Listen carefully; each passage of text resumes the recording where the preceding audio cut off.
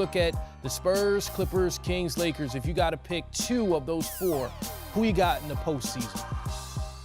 Well, the Spurs and the Lakers seem to just be historically intertwined.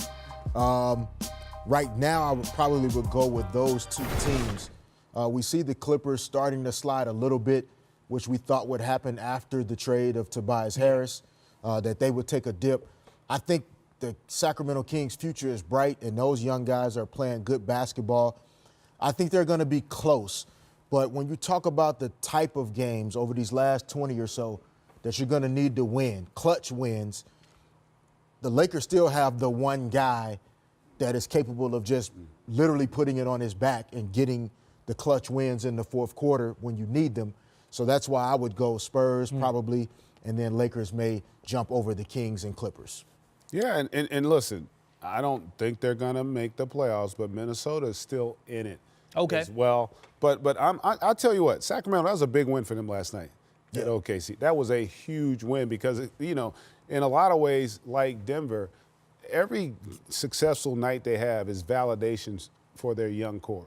So the beauty of having a young team like both those teams, we don't know what their ceiling is. Like when you have a great young player, until he apexes, you don't know how good De'Aaron Fox, Buddy Hield, you don't know how good Marvin Bagley and these guys are going to be. You don't know if they're ready for the moment just yet. So I think they're going to be in it. The Spurs obviously are going to be there, and the Lakers. To me, that's probably the most intriguing storyline of the season is what happens in the 8 and 7 slots of the Western Conference. Because if you think about it, I guarantee you there's not one of those teams that doesn't believe they can beat Denver. Yeah.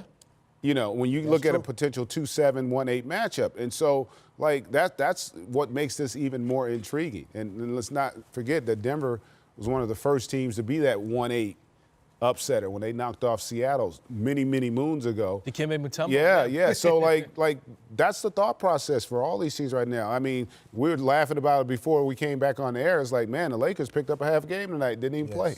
So they, you know, like that's a big loss for the Clippers, who are starting to trend in the wrong direction.